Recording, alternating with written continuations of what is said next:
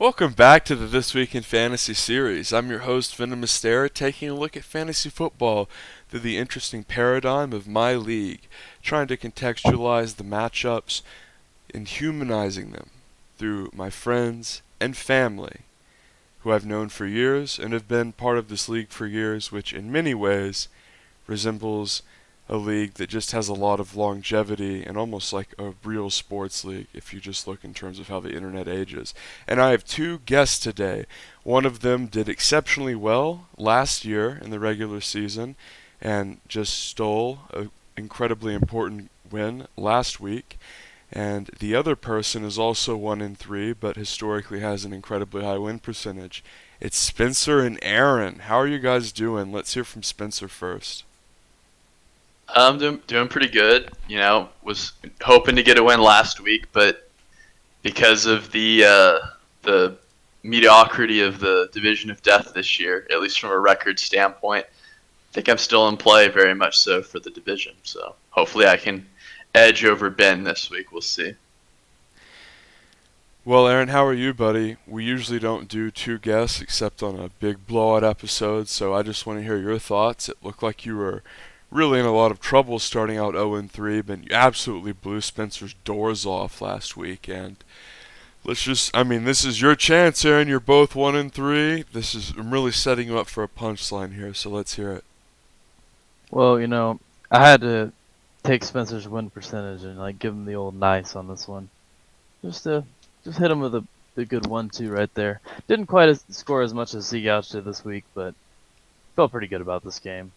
Had a few guys go off and started a guy who got 0 points. So had some pick up the slack. Well, anytime you get 0 and have a guy go off, it's a or anytime you have a guy get 0 and your team still goes off, rather, it's a great feeling because you almost feel infallible in terms of balance. You have one guy pick up the slack for another. But before we move on into reviewing last week's matchups, I want to just touch on the divisions overall because it's a very interesting divisional race because normally in fantasy football we have at least one or two guys start out 4-0 and one or two people start off 0-4. And this season there's none of that. There's a lot of parity in the league. No one undefeated, no one winless. And I just want to get Spencer's thoughts on this because I remember him telling me the other day, wow, I'm 1-3 and I'm right there. I'm only one game behind. That's crazy because famously Spencer had come on the show a couple weeks ago and said if you start out 0-3 you're basically doomed. And here Spencer is at 1-3, just on the cusp of being in a playoff spot. So Spencer, this is a season that has a lot of trades going on and it has a lot more competition seemingly. So let me get your thoughts on this season 4 games in, buddy. Yeah, there's been just a lot of parity with injury. I think more so than we've seen in any season I can remember. And then even the COVID stuff, just that they've just decide not to play a game this week. It's just really hard to prepare ahead of time for that. It would have been great if we could have gotten an injured reserve COVID slot on your team. Like a lot of my other leagues do IR slot. It'd be great if we could have had that. I think it was mentioned passively by Kevin, but I guess he didn't figure out the setting or something. I don't know. But yeah, that's really led to these really interesting situations where it's oh well, these two guys I was counting on this week, are on bye now or whatever, like Weston saw last week, and the injury stuff has been brutal to me basically 3 of my first 5 picks have missed more games than they've played this season. So I'm pretty happy, looking back, ended up going 1-3 because it looks my core's finally going to come back, hopefully, fingers crossed. If not this week, then next week. So just got to sneak a win and survive, and I think I'm, like you said, well in contention for a division. Clat 4 lost McCaffrey. AB is kind of hit or miss, and still who knows if he kind of figures it out. He's got a lot of talented guys, but who knows. And then Jackson's fallen to 1-3, and his team's fine, but there's definitely some holes there. And Jackson isn't a world beater this year like he was last year, so Excellent point, Spencer. Aaron, before we move on to reviewing last week's matchups, I have one final question for you. You started out 0-3, and you won your first game in very convincing fashion against Spencer last week. I want to hear your percent chance that you make the playoffs. Well, since there's only real one competition, like one person that's a competition in my division, that's No Fried. Really, not Ben. Pretty good. Yeah, Ben's over the hill. You're And Cameron's dismissing terrible. you're dismissing Ben as not being competition when he's first at the moment. Yeah, Ben's tied for first. You're with With Cameron, Cameron, which is So, hey, but the bye you weeks know. are coming. It's like winter is coming. Cameron's a big fan of the Starks in Game of Thrones. You know, Game of Thrones fans will often pick alliances of houses they really support. Cameron's Stark all the way, and winter is coming. When the bye weeks hit, Cameron's team yeah. goes to shit. 100%, And the man. bye weeks are here, and he's 3-1. This is something that we've seen for 10 years. We have a wealth of games as far as history and sample size to look back on. When the bye weeks hit, Cameron really struggles, so I would expect a fall off from him. No Fried just sustained a severe injury and was never really that impressive to begin with. I think this is to me, it's Ben's division to lose, and you're really the only other threat. Well, I'd never count out No Fried. No Fried's the only person who beat me in the regular season last year. And, just looking at it, Ben's playing Spencer this week, and I always have faith in Spencer to beat Ben. So, I'm just telling you, I think by the end of this week, I'm going to be 2-3. Ben's going to be 3-2, and it's going to be it's going to be a good foot race to the end there, and I'm going to beat him. So, it'll be all right, man. Well, that's interesting. And Spencer, right before we move on, I'm just going to ask you the same question. You're also 1-3. Your division, even though the top person is 2-2, even though it's a tie, there are two people at 2-2. I would say that personnel-wise, your division is probably considered maybe a little bit harder. So, what's the percent chance that you're going to win your division? Man, that's tough. I don't know, man. Like the way these injuries have gone, like it's like every single week, Michael Thomas and Adams are coming back until they're not. Like on Saturday, it's just it's really frustrating. And then as if there wasn't enough problems, now I have to roster someone to replace Cam for a couple weeks, But I feel pretty good. Like if those two guys come back, I mean, my core is solid, and like I feel like I have a team that can really do some damage. Maybe like 40 or 50%. All right, something like that. That's Which being like down a game, I think is pretty high, probably too high. Well, as someone who went 1-3, who almost never starts out 1-3, you've got to love your spot here, only being back one game. Yeah, I mean, in terms of like the setup of the division for a comeback, this is definitely the way you want it. And in terms of like Clatfor kind of jumping to a lead, but like scoring less points than me, even though he's 2-2, and then not having McCaffrey. I mean, he's really really hurting. Like if you like look at his team, like lots of holes. I mean, he's starting guys that are like not like Jarrett McKinnon is like a third stringer. Well, he's put up double-digit points in every week. Yeah, that's because Mostert has been hurt the last two. Yeah. I mean, Cloud 4 has the least points in the entire league right now, so. Do you think he's the worst team, Aaron? I mean, at the moment, yeah. Like, I think injuries have kind of ruined everybody, but Cloud 4 got hit really hard. Being that first draft position when you get McCaffrey, like, that just like automatically means your second pick is going to be a tier lower than everybody else's. So, like, he's in a rough spot where, like, since he lost the number 1 overall, like, you're just in trouble, man. Like, I don't know. Does he have more injuries that I don't even know about too? Well, I mean, it's really just that, but he has no depth at running back, and he doesn't seem to care to trade, and he's carrying 3 tight ends for some reason. Yeah, I mean, he has Godwin too. Did he get Goblin second overall for him? Like second round, you mean? Well, I guess his second pick, my bad. Well, overall is like the pick itself. Yeah, I know. Well, yeah, he got Yeah, Godwin early because Godwin was incredible last year. I think he took Yeah. Deshaun Watson as a second pick Hmm. or second round pick. But I mean, either way, like Godwin's Yeah. a big blow too. So like he's in trouble, man. Like I just don't see him like really scoring enough points to keep up with some of these teams that are like really high scoring right now. I don't know what his schedule is going forward, but if he has to play Seagosh in the next couple weeks, like that's a big. He's gonna Seagosh play is looking Stigash hot, at least man. once, right? That's how the Yeah. out of division games work. Yeah, Right. Seagosh is looking real hot right now. It's kind of rough. All right, well, with that being said, let's move into the last week review. It's always important to keep track of the division races as the season goes on, and with all of the divisions being so close, I think it was appropriate to spend that amount of time on it. So, going back to last week, week 4, we can just start out with your guys' matchup because obviously with both of you being guests, it's the most interesting and relevant. Aaron's first win, huge deal for Aaron because to go down 0-4 is a death sentence. So really if I'm just looking at this matchup, one of the things that really jumped out at me when I was watching it was the dichotomy between Michael Gallup and CD Lamb, two guys that you have a side bet on, arguing over who would be better. And CD Lamb popped off, Michael Gallup was terrible, and Teddy Bridgewater was sort of a flyer pick for Spencer after Cam Newton went down, and he did very well.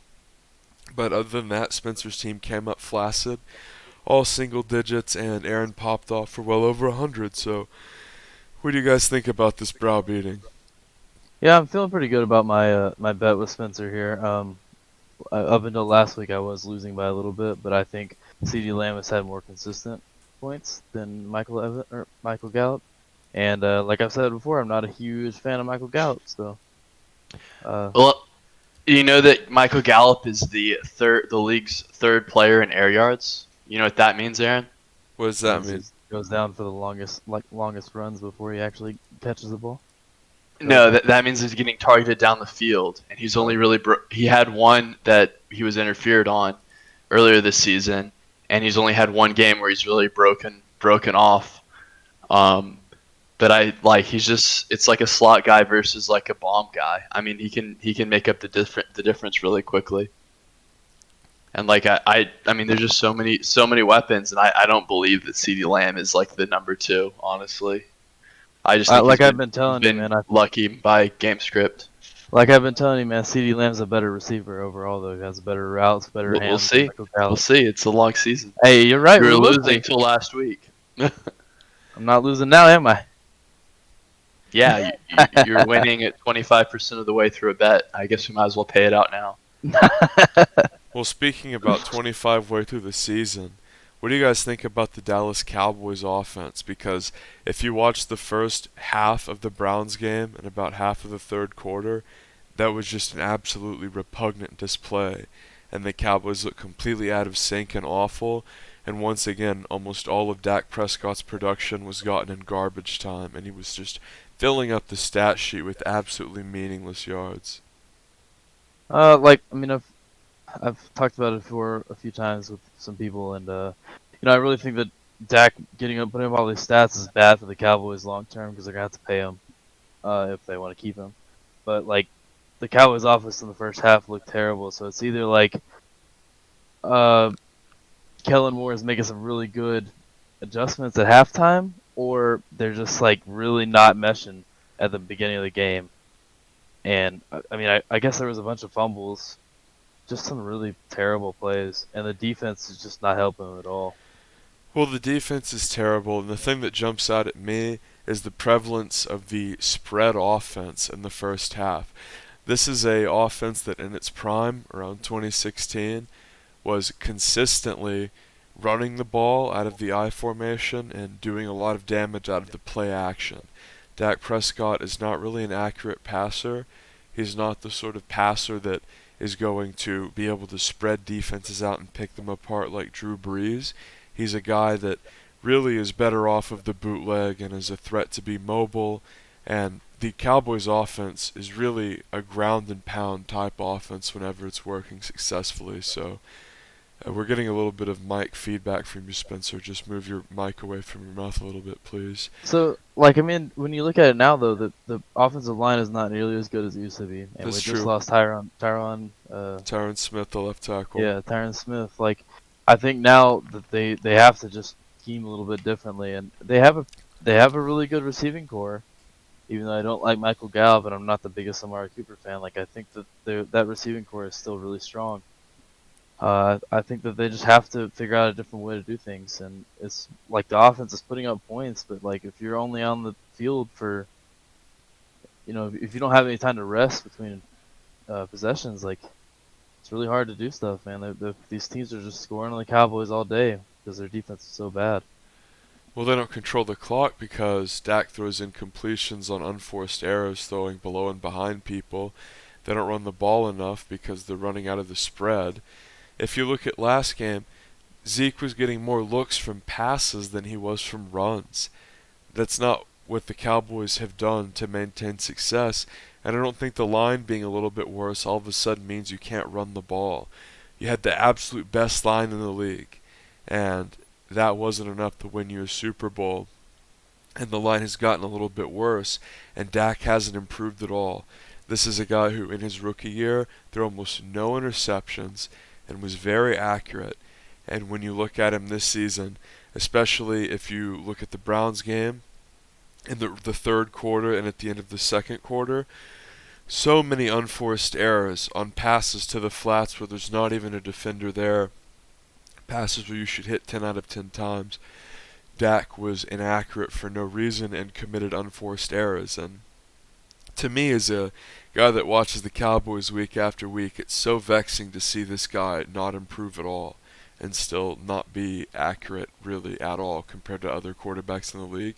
He wants $40 million a year. He thinks he's worth being paid the most out of anyone, but can you say that he's more accurate or as accurate than a Ryan or a Breeze or a Brady you can go down the list 10 or 15 people, and you say, Aaron, that Dak doing well is a threat to the Cowboys because they'd have to pay him, and that's very true in a way, but I think they're going to have to actually win to want to re-sign Dak. I think if he puts up 5,000 yards in a season where they go 5-11, they're not going to feel compelled to re-sign him. I mean, I agree with you, but like if you just look at the teams in this division that they're in, the NFC East, like they're gonna make the playoffs. Like they're if they don't make the playoffs, they should fire up the whole team. Like there's like not a single Cowboy should come back next year if they don't make the playoffs. Well, I think if they don't make the playoffs, it'll be like last year where Philly just basically wins by default. Like, the division is just so laughably weak. The Giants and the Redskins are both terrible, so let's move on to another matchup. Clap for Bacon versus Ben. Ben just decimated him. I can move through this one pretty quick. There's not a lot to say. Deshaun Watson managed 20 as the Texans lost again and then ended up firing Bill O'Brien. Spencer, you're a Texans guy. Can I get your thoughts on firing of Billy Boy and the Bill O'Brien era as a whole? I mean, I've told you like for 2 years when you've asked me, like they just are idiotic with their cap space. They like don't use it during the off season and they make trades to do something that they could have used like cap space to solve. They're just idiotic. And Bill O'Brien was like right there front and center leading the idiocy. The Hopkins trade, I mean, they basically went from a top 3 offense to top 5 offense to a bottom 5 offense with that trade. And like in my head, I didn't like it. Like as I told you when the trade happened, but I was like, oh, well, maybe like they're seeing something in David Johnson. Like maybe he's the guy, which I didn't really believe. It was more like blind fan. Like it was more just like, well, like it makes no sense, but like maybe there's something that like me as a casual or not a casual fan, but like me as just like a fan, I'm not seeing. But no, like he was just stupid. Like there's no other word to describe him in the last year or two of the. I actually think he's an okay coach. I just think he shouldn't be a talent evaluator. Like he should be the kind of guy who just like he was making personnel decisions for like 2 or 3 years, and like he was awful at it. I think he did some time under Bill O'Brien, and I think all of a sudden I'm as good as Bill. Like I've got to be the personnel guy too. The guy was a clown. I'm glad he's gone. Yeah, I mean, there's very few coaches in the league that deserve to be a GM as well. And I mean, if you're looking at it, Bill Belichick is really like, I mean, Bill Belichick is on the pedestal above everybody else in terms of coaches. Like, you want to be Bill, and Bill O'Brien just wasn't that. He wasn't even close, honestly.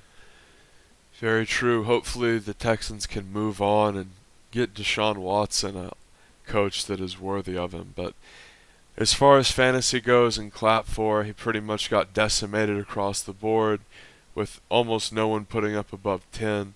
Notably for Ben, almost everyone popped off except for Nick Chubb, who notably got hurt and will be out a few weeks.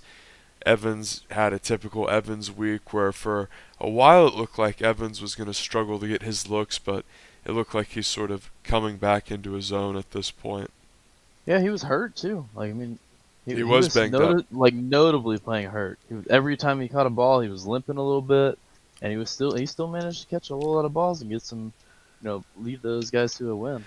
I think that his height makes him a perpetual touchdown threat. And whenever you start a receiver, a lot of times, that's what you're really banking on and hoping for is a touchdown because that mitigates a lot of the damage yard-wise if they can just find the end zone. Scary Terry broke 10 on an offense that is just absolutely terrible. I love Rodrigo Blankenship and his goggles. And overall, Ben really cruising even though Nick Chubb got hurt. He's off to a solid start, putting up another hefty total. Another one-sided browbeating as Seagouch just took it to No Fried. And this was an interesting week because Joe Mixon had a career day where after getting 8 for like 30 straight weeks, he found the end zone 3 times and just crushed Jacksonville. And then Odell Beckham Jr. absolutely embarrassed the Cowboys, laughing the joke of a secondary out of the stadium. And frankly, just making them look like the biggest frauds in all of the NFC East, which is saying something. And off of that, Seagouch puts up a blistering 144, which could very well be the season high of anyone, which is pretty funny considering Kenyon Jake didn't do anything, Jacobs didn't do anything.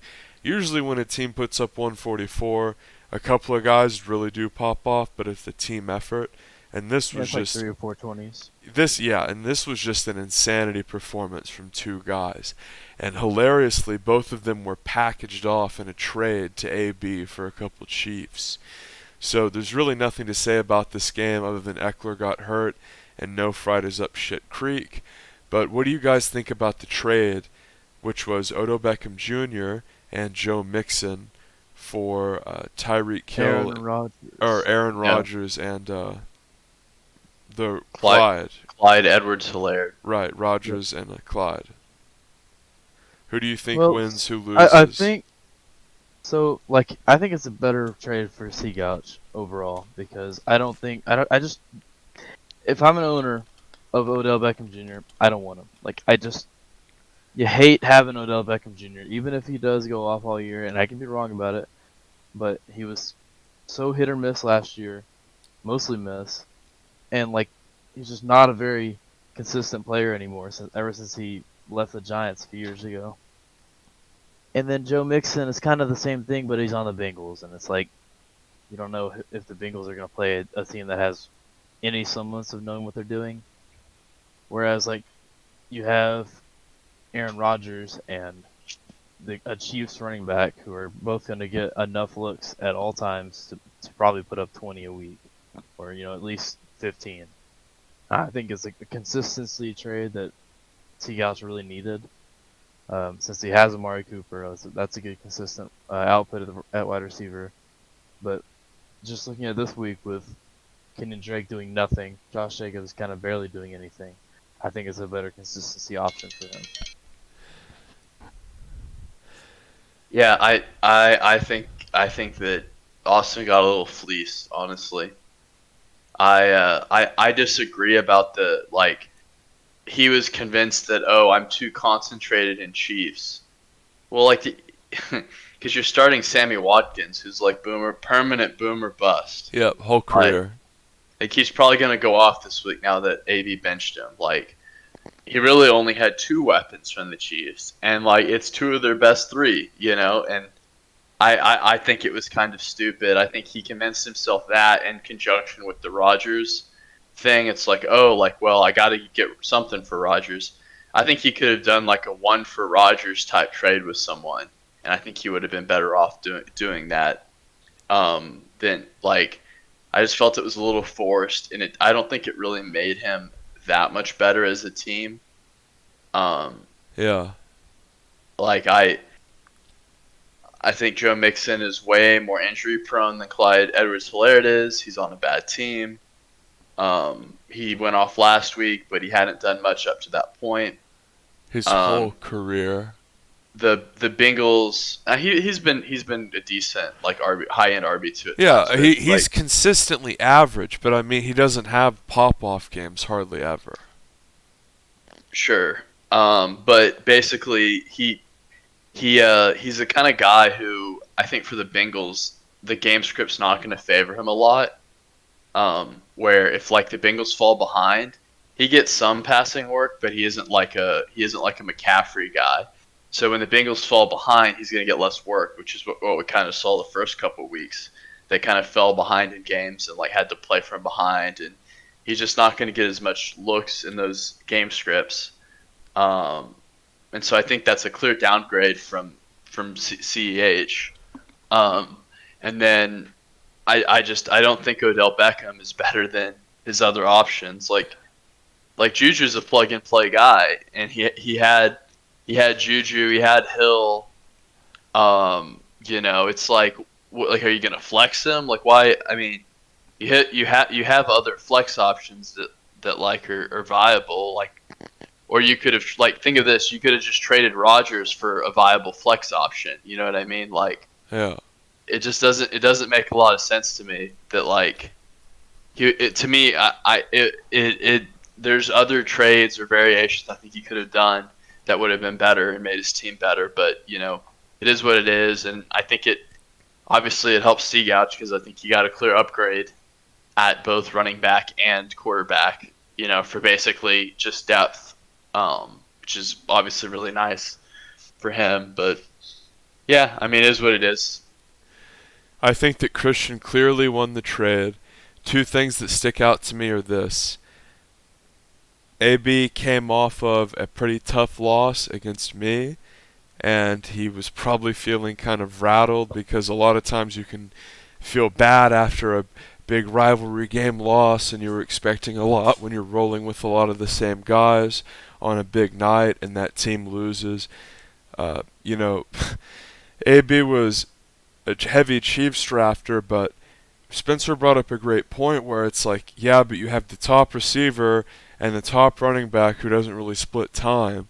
Sammy Watkins, to me, is like, you don't even telling him for weeks that he shouldn't be starting. He's like trying to prove to us that we're wrong. Because he wants to start the week when he gets 30. He wants to be like, see, he got 30 and I won because of it. He doesn't know. We've been watching Sammy Watkins do this shit for like 4 years. It's funny because I know AB watches TWIF, and I know he's seen this happen before. I don't know why on earth he thinks that Sammy Watkins is going to be that good. Well, I think T.Y. Hilton has been really bad, like atrociously bad for him, so that sort of limits his depth to a certain extent, but a lot of it just is Chiefs homerism, and I think this trade is sort of AB coming to terms with like, okay, like I can't be a Chiefs homer, I can't just start half the roster, and I need to diversify a little. So, A, I think it's a little bit of like a rage trade or like a knee-jerk trade, and B, I think you're right there. I think it was 100% like he got tilted and like felt like he needed to make a move when it's no, dude, like you're not gonna go, like you're really never gonna go undefeated. Like, yeah, it just doesn't happen. And so like you lose a couple weeks here or there. All you got to do is get to the playoffs and get hot. Like at the end of the day, like that's what it's all about. I mean, tons of teams have gone undefeated through the regular season too, and not made any moves and see what happened. Yeah, that's exact. I mean, I know that as clear as can be right now. Last year. What I find really fascinating is that when I was going into the draft, it's funny, but the two guys that I really wanted to stay away from were Mixon and OBJ. Those were two guys I had on my clear, like, do not draft list. OBJ is a flash in the pan, sort of all or nothing, overrated, overhyped guy who is very injury prone, and he has weeks like he did against the Cowboys where against a super soft defense, when he gets a lot of focus, he can be great, but overall, people think of him in the same way that they think of Hopkins or Julio Jones or other top-tier fantasy receivers, because he might be as talented as that in real life, but fantasy-wise, he's not as good. He doesn't put up those numbers. And then Joe Mixon, famously, is a guy who I say all the time is like penciling him for 8, like 8 to 10, like 14 if you're lucky. Ground and pound, doesn't get much looks from the passing game, as Spencer pointed out. The Bengals aren't very good. They're not a team that we're going to find the end zone a ton, and because they have Burrow, that's sort of changing, and Mixon is better than he was obviously last year, and Gio Bernard you don't really have to worry about so much, but I look at Mixon as a guy who's never going to pop off, even though he had a career week, and I look at OBJ as a guy who's going to put up a lot of duds, sort of like a better version of Sammy Watkins. Like more consistent, more talented, obviously, but he offers you the same flaws. And I look at the fact that they both popped off, and I say to myself, like, Seagout sold high, and he sold high, obviously. And like next week, both these guys are going to crater, and the week after Literally that, both get sub 5 the next Yeah. 2 weeks. Look at their schedules. They're like at Indy, at Baltimore. I want to say for the guys he traded for, not Sammy Watkins. Mixon and you're looking at last week. yeah, I Look at know. this week. I think it's literally like for Mixon. I think he's at Indianapolis, who have probably the best defense, and then at the Ravens, who have the second best defense. So like those guys could literally get like no points the next couple of weeks. Like it could be really rough. Well, and even though Mixon will play, he did get banged up a little bit, which you never like to see, because that could mean that Gio Bernard could steal a couple extra carries. That's true. And then the thing with Odell Beckham is Baker Mayfield has only thrown above 200 yards one time this year. Yeah, they're a ground and pound 200 team. yards. 200 yards. Think about that. This is like absurd in today's day and age. Yep. Where even guys like Jameis Winston are putting up 5K, 300 yards a game type performances. Like it's just really hard for me to believe in his weapons if they're gonna throw it that little, and then like when they get to the goal line, they're not gonna give it to Odell, and they're not really pushing it down the field. It's just like he's gonna have games like he did against Dallas, I guess, but. Again, it's No, like dude, how many defenses in the NFL are as atrocious as the Cowboys? he's There's not gonna that put many. 30. Only one or two. I mean, he's going to have another game this year where he goes for 2 scores and 60 to 80 yards. And celebrates and gets on highlight reels. But the rest of it, he could go 5. Like you look at his schedule: Indy, Pittsburgh. Like he could put up less than 5 both of those easily. Like I wouldn't even be surprised. So that's the issue, with him, in my opinion. It's just the opportunity isn't there. There's heavy injury risk. Like he's gotten hurt very regularly. He was recently. hurt. He was hurt going into this week, but his designation has been dropped. He's healthy. Yeah. But he I don't- had I just had a see- small issue though. And I just Mixon. see Beckham like becoming more of a part of that offense, and like it's definitely possible for him to make a lot more moves this year. But is the risk really worth it on that take? I mean, I guess that Austin's really taken a big risk on him, and I think that's actually good for him at his 2-2 spot after being like losing a few players and not having Tied for the results that he division needs. lead with a guy who lost McCaffrey, his number 1 overall pick, and had no depth. He doesn't don't need to take make a move. risks. It's not like It's a panic trade. Weston needs to make a move. He's at the bottom of the division with 2 very strong leaders, and he's him standing pat makes very little sense to me. Like he should have been upping his risk profile, and he's not even entertaining trades because I've asked him some. Same. It's like Well, I guess we did just trade last week, Kappa, but before he has having none of it. Yeah, it's just And the trade that you made with him, it wasn't like upping his risk profile. It Yeah, was it was like, an inconsequential, like, yeah, flex for flex sort of thing.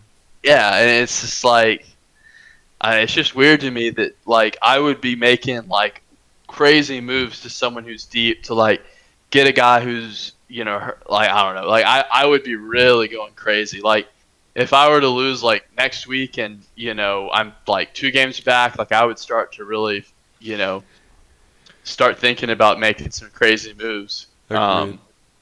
I don't know. It's just weird to me that he's not being more aggressive because like I would be. And I get it that like some people are really hard to trade in our league where it's like they're just tough, but like at the same time, yeah, it's brutal. Well, you know what he's Yeah, hoping for.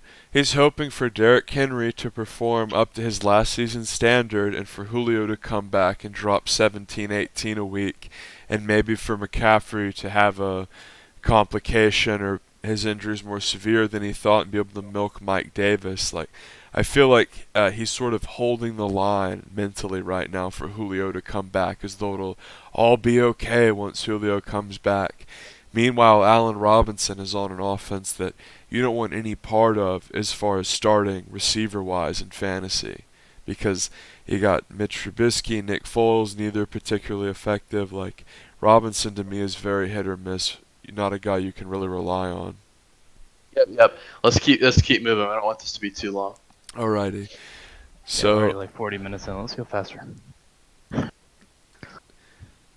So to wrapping up last week, interesting game between Cam and Weston, with Weston taking the loss, Cameron going 3-1. Top three combined for like 90, and then the bottom part of his team did nothing. It's very funny to see Dak just going like God mode with these empty pass yards and hard carrying Cameron, in addition to his running backs finding the end zone. Once these bye weeks hit, man, he's going to have a lot of trouble. We're going to see some ugly point production from Cameron. And Cam might literally put up like 45 points if Dak's on bye. It was a tough loss for Weston, and Henderson didn't do anything. The backfield shifted to Brown, as I sort of feared it would, so Henderson got outscored by Boyd. Anyway, moving on. Matt Stafford and friends, Lilly taking it to Jackson, Watson over Jackson again, and Jackson struggled with Calvin Ridley, Ben's claimed Atlanta Falcons' #1 depth-charted receiver, putting up 0 despite playing. Spencer, I know you went to the trouble to even comment about this with a citation, so let's hear your thoughts on Ben's Ridley versus Jones sort of talking point. I don't want to go into it too much, but like it's just lunacy. Like every advanced metric, like Julio has literally been like one of the most prolific receivers. So saying that like Ridley's better than him, or like even might be better than him, is just absurd. Like it's not to take anything away from Ridley's production.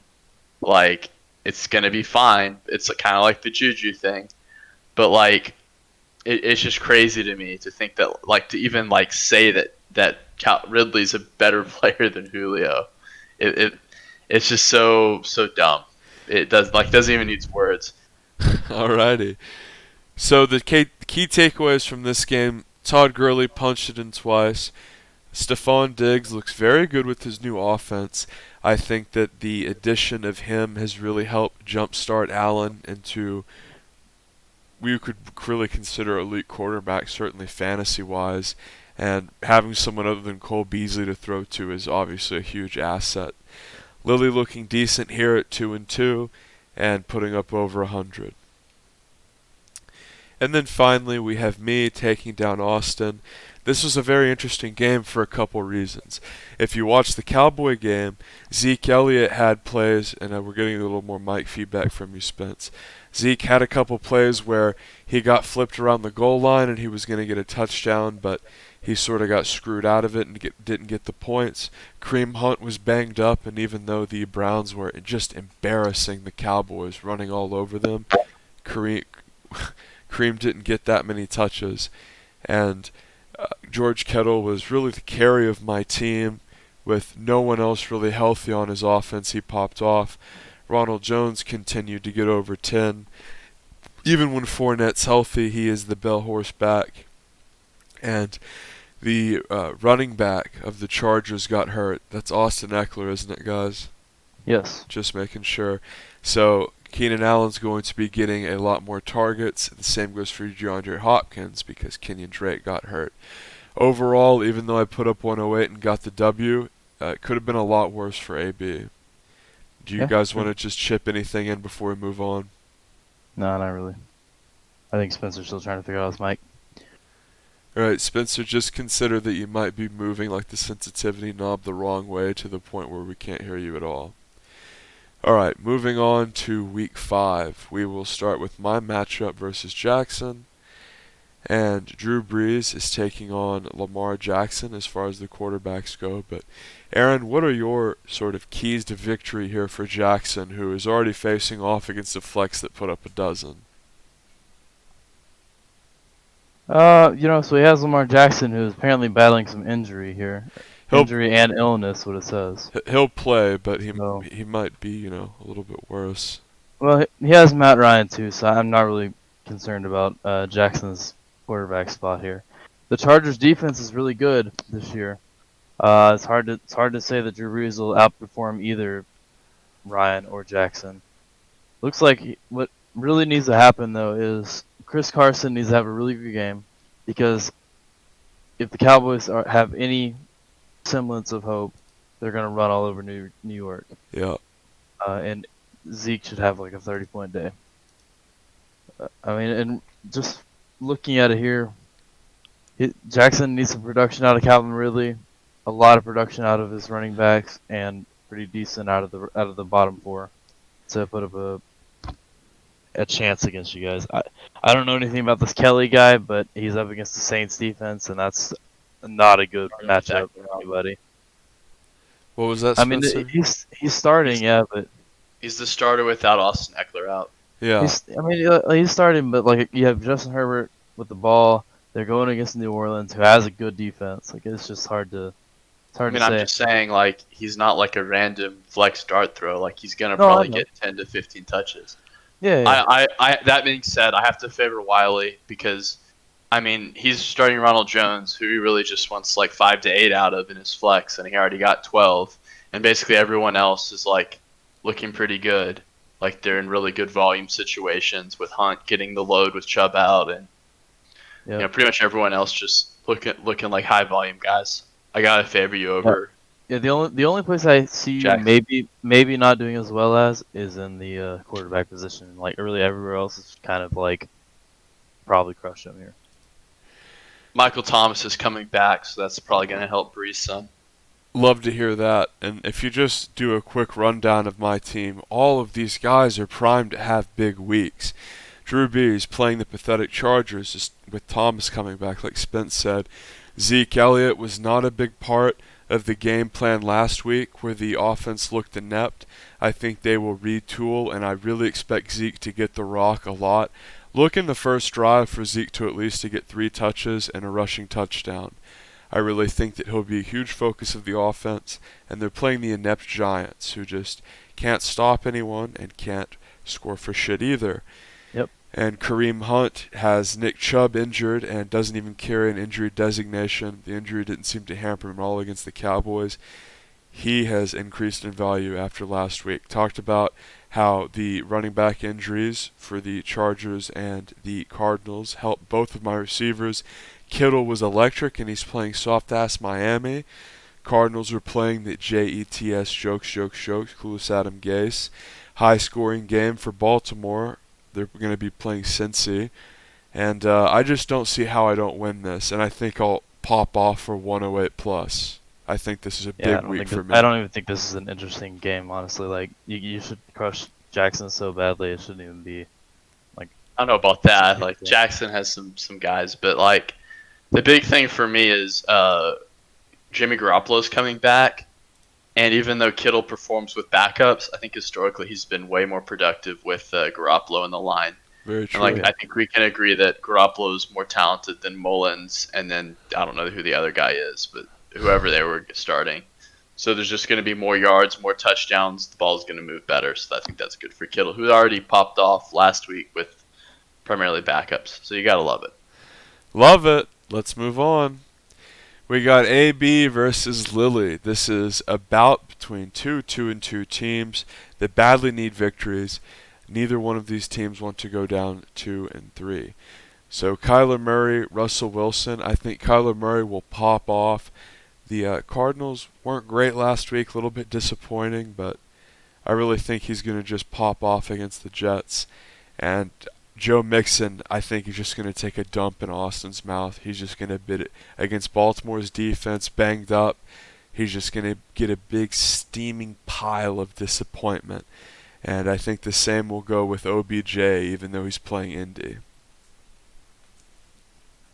Yeah, this is super weird. Like both of them, like I don't understand why Lily is starting Hines. Like it seems really stupid, to me. But Well, she has 3 guys on bye because she has 3 Lions for no reason. Well, and no other. I've been trying to trade her a running back for one of her receivers for like 2 weeks because I know that she needs another running back, so she doesn't have to start Hines. And apparently, she doesn't know how to even decline my trade.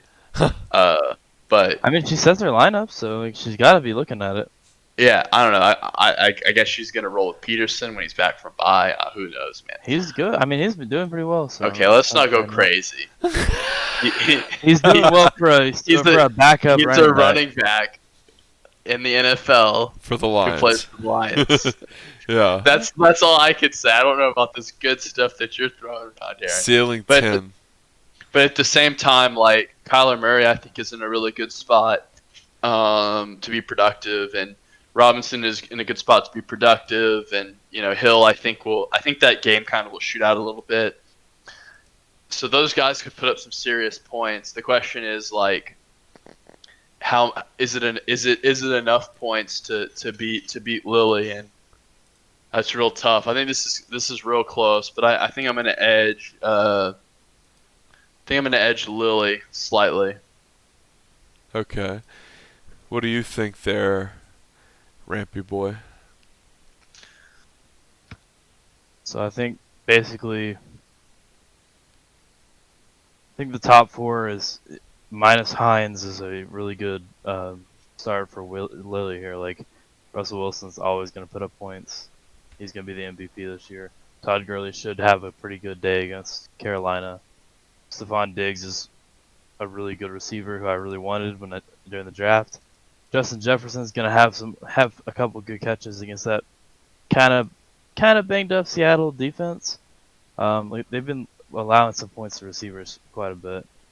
Mark Andrews is probably the top 3 tight end in the league right now. Even though he's questionable, I think he'll still do fine. Robbie Anderson's good.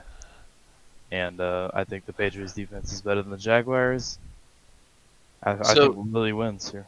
So like riddle me this. Sorry to get off on a tangent, but like you look at Lily's like starting wide receiver she has in this week, Robbie Anderson, Carolina's number 1 receiver, and the number 9 overall wide receiver. Yep.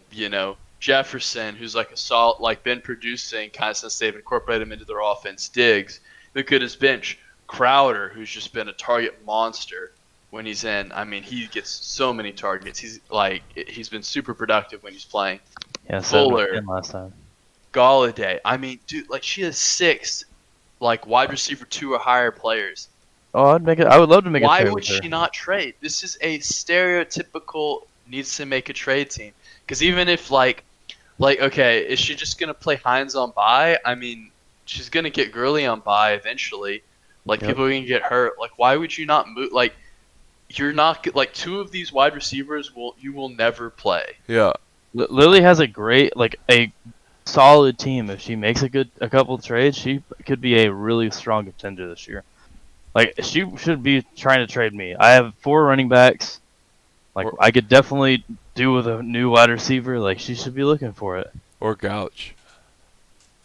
Gouch kind of moved his. Gouch got rid of his running back, so he didn't have an extra now. That's true. All right, I think I edge Lily. So okay, when I look at this game, the 2 things that jump out at me are the fact that I think that, well, honestly, I think that Mixon and OBJ both disappoint. They both have a down week. And even though Hill reels in a touchdown and Kyler Murray does well, I think Lilly narrowly wins. Alright, let's move on. No Fried versus Weston. Spencer, take it away. No Fried against Weston. So Weston already locked in 9 from Robinson. What's I think going to be a big factor here is Cam actually going to play Monday? Because I think that if Cam plays, that I don't even know if that's good or bad for Edelman. Honestly, he's just been so inconsistent this year.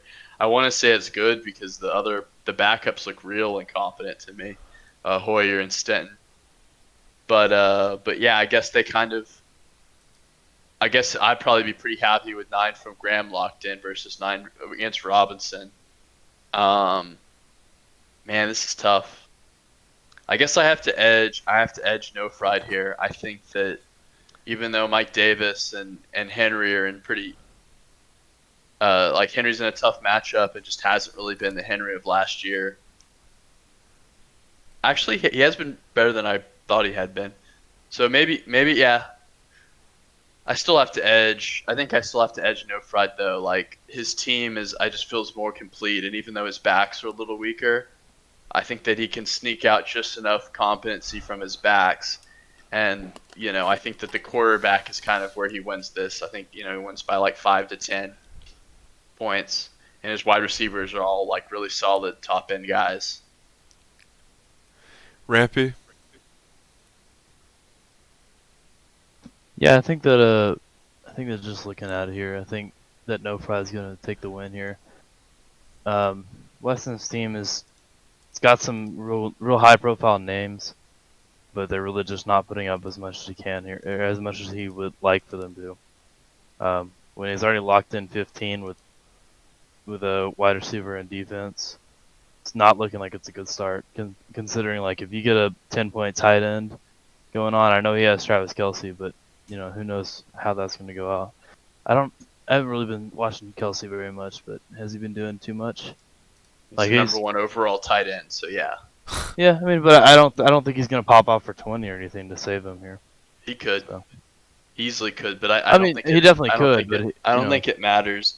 I just think that Edelman is pretty likely to let Weston down, and I think Henderson, even if he gets the heavier part of the timeshare, their front is no joke. Like the Rams aren't going to win this game running it. They're going to win it through the air. And Herbert has been like pretty good, but he's still a rookie, and he's going to get him like streamer type numbers like 15 to 20. I mean, Mahomes could get 30 plus this week. Like I wouldn't be surprised at all. Like this is a Vegas team that got absolutely murdered by the Panthers week 1. Like it was like 40-point game. Like both sides scored nearly 40. Like 80-point total. Yeah, so that game's gonna go nuts.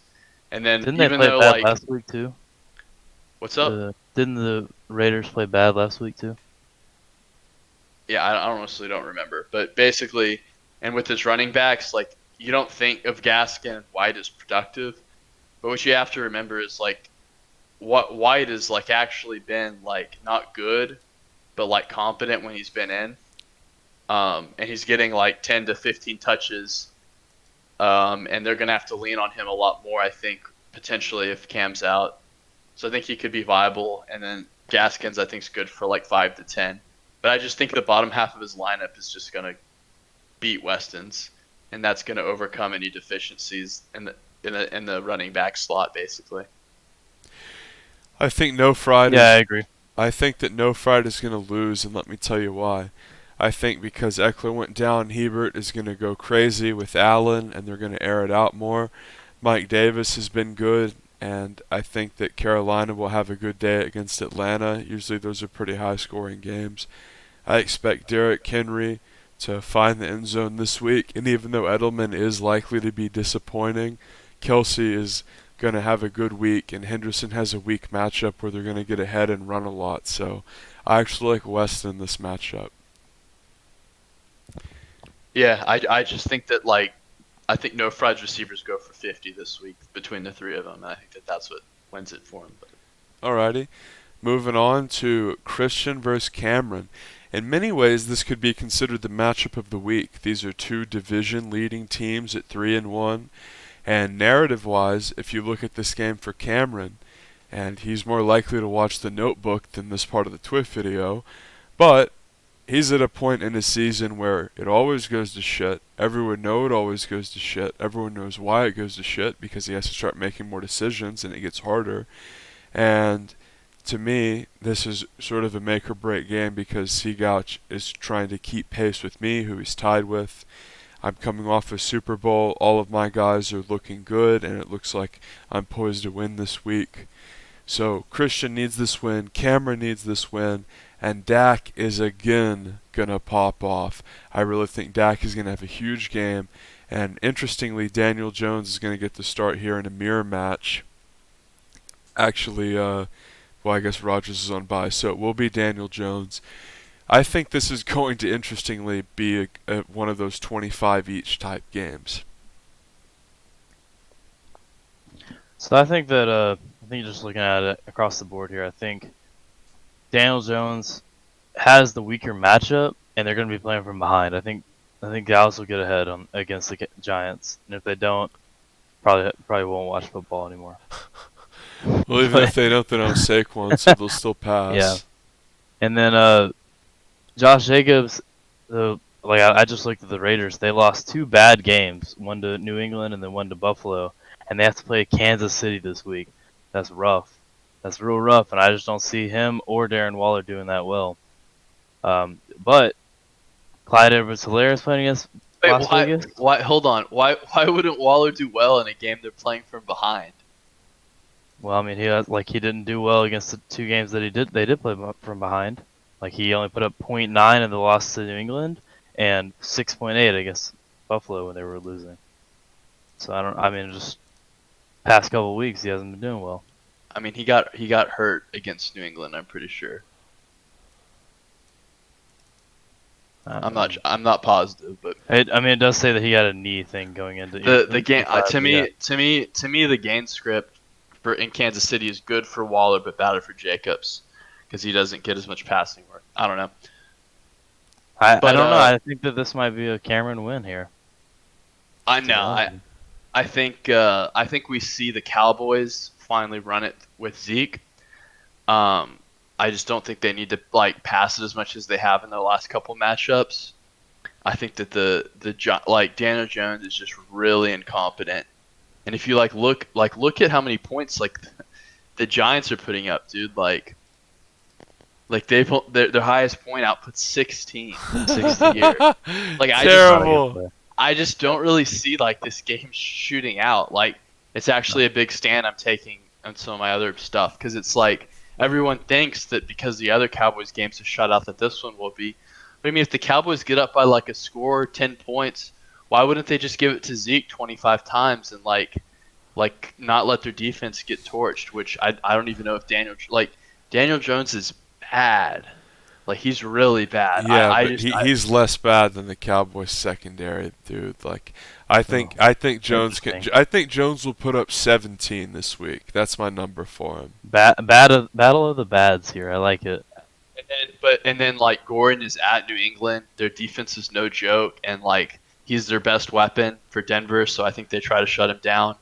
Kamara has Michael Thomas coming back, and so his 10 targets goes down to 5 basically when that happens historically.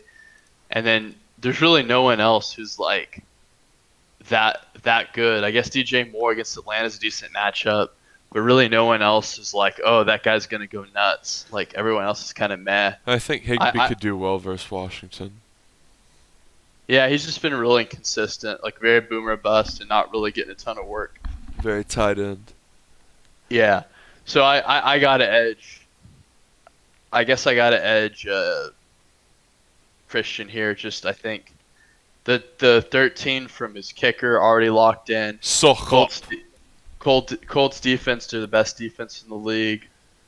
I think he's going to get just enough. It's not going to be high scoring win, but it's going to be 90 to 80 or something, just enough to get the job done. I think that Cameron's top three will have to go off incredibly hard to beat Tegouch's bottom six, and I don't think it's gonna happen. I think it's gonna be like 95, 80-ish. I don't think Cameron will score enough. Well, when I look at Cameron's team, as usual, as in past years, this is a team that screams waiver wire inactivity, trade inactivity, not making obvious decisions to trade just really bad receivers off into the waiver wire abyss and picking up better ones. This team was more top heavy than Cade Upton. It's had Dak Prescott carry it all season long, couple of good running backs who get a large workload from their offense. And for Cameron, yeah, he has a good record because Dak has gone insane in garbage time, but this is going to be a team when the bye weeks hit that's going to put up some horrific numbers. And I don't think he looks horrific this week. I think he does okay, but definitely going to edge the Gouch. And this is what we see every year from Cameron. Not so much poor drafting, but there's never a sense of any improvement, whether he's ahead or whether he's behind, or whether it's late in the season or early in the season. There's just not a lot of waiver wire action going on. All right, moving on to Aaron and the commish. The thing that jumps out Easy clap. Easy clap. The thing that jumps out at me from this game is Aaron's running backs have really started to come into their own, and Dalvin Cook has to play against Seattle, but you do have your double Cowboys combo going up against the Jets, or at the Giants, rather. So Spencer, what jumps out at you from this game? Just how hurt Clatfor's team is. Like McKinnon, I guess he's a backup right now with what's his face, Coleman on IR, but like I would expect him to get like 5 to 10 touches, like not like a guy I'd want to be in my RB2. Ingram hasn't been super productive. I don't think he has enough talent to get this win. And Aaron, I think Aaron can, I think that Cook is in an okay matchup, I guess, because Seattle's going to run it up some, and Minnesota's probably going to air it out to keep up. Connor's been doing well. Singletary, I think the other guy he was splitting time with got hurt, so he's a little better off. I mean, Aaron's team doesn't blow my doors off or anything in their matchups, but it's just like McKinnon is like not that great, and Ingram's kind of been awful this year. I know he's in the smash matchup, and then Cobb's like, I don't know, I just don't really love any of the guys on Clatfor's team, and even though I don't love Aaron's, I think that they're gonna get more volume and gotta edge him by like 10 maybe. Well, I actually like Aaron's team a little better than you. I think all the Cowboys guys are set to have good weeks, kicker included. Rams start against Washington is brilliant. Haskins is going to throw up all over himself. Singletary, you made good points about him. I won't repeat you. Minshew is set to face a Houston team that is just really struggling and really sort of falling into the abyss in what is a lost season. And with running back sort of finding their stride, I just don't see any way that Aaron loses this. Clatfor's team is built around McCaffrey, who obviously suffered that injury, so that is just brutal. Do you guys see that that the Buffalo Bills versus Tennessee game is on Tuesday? Yeah. That is The really COVID interesting. reschedule. COVID. Final Yeah, game. I honestly think this one's easy, to be honest with you. But Yeah. Well, final game, we got Benny Boy and Spencer. Another important game. Benny Boy trying to maintain his division lead, and Spencer really doesn't want to fall to 1-4, no matter how bad his division is. hey, I'll start off on this one. I think Spencer's gonna easy clap Ben. All right. Love that. Tell me why, though. Mike Evans, his best receiver, put up 10 points on a week that you really needed him to put up a lot with, having D Swift on bye now you have to start. What is that? David Johnson, who hasn't really been putting up big numbers. And you got Philip Lindsay, who's the backup running back. Like, he has 3 points this whole year. Yeah, but he was hurt. I mean, yeah, but he has 3 points the whole year, and he's the backup. So, and it's not like Melvin Gordon's not playing. So I don't see the top It's a three bad from, matchup. Yeah, I don't see the top three from Ben doing anything close to what the top three of Spencer is going to do. Couldn't Ben start Chase Edmonds with Kenyon Drake going down? Right? I Is don't think Drake he's Drake down? down. What? Yeah, I don't think Well, your information's I right. thought he got banged up last week. I don't think so. If he did, it's not that big of a deal. I don't think. I mean, he doesn't even have injury designation. Yeah, Who has him again? Christian. Christian. Yeah. Oh yeah, Yeah, he he's- did get banged up last week, but he's not hurt this week. All right. So overall, I mean, Gallup is going to have a big day. I mean, he's playing the Giants. I think he'll have over 10. Michael Thomas plays. He's playing the Chargers. He'll have over 10. Yeah, I don't see Spencer losing this one. If I'm wrong, Ben will come in and talk some major crap, and I love it. Can't wait. Yeah, I just think it comes down to I'm gonna get production from every position, and he's not gonna get it from Lindsey at the end of the day. You know what I mean? Like that's really what it boils down to. Yeah. 100%. I think that makes it like if he has a better, more productive player there, it's 50-50, but since he doesn't, it's like maybe 60-65 me favored, I think. Something like that. I give you a 70% chance to win, and you're going to score about 103. Ben's going to get about 88.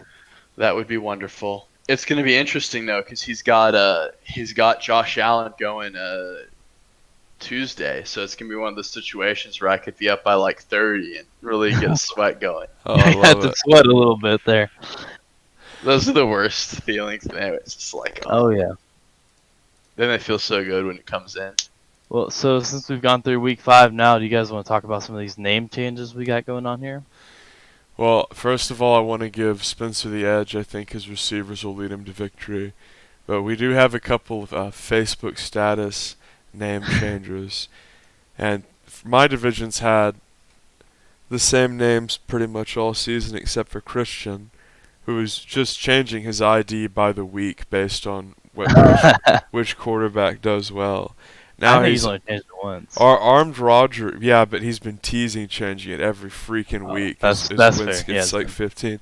Armed Roger is pretty good because it has like the basic obvious wordplay, but because it was based on the trade in which he acquired Rodgers, which was probably a steal. So I like it. I think it's very solid. I think that's a solid name, Spencer. I don't understand ABs.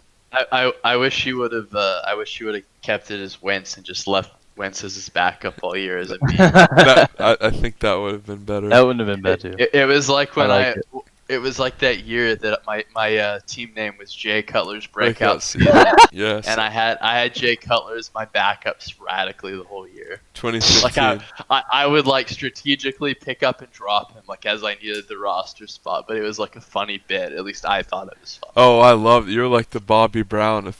You're like that was like Bobby Brown on the Houston Rockets, and you won that year, 2015, because you had Action J. It's Yeah. like the Rockets can't win without Bobby Brown. You can't win without Action J. Maybe that's the answer, Spencer. Type in his name, see if you can pick him up. Sometimes you can pick up old retired players. Mike, I gotta look not, for David not this Akers. far out David of the Akers. league, man. Aaron's over here about to drop his fucking star player for David Akers. I'm dropping Aaron Jones and Dalvin Cook right now. Give me David Akers. What do you think about AB's name? Well, AB's name is a reference to the Trailer Park Boy character Ricky, who famously will incorrectly say certain phrases. For instance, like instead of worst case scenario, he says worst case Ontario. It's a Canadian television show.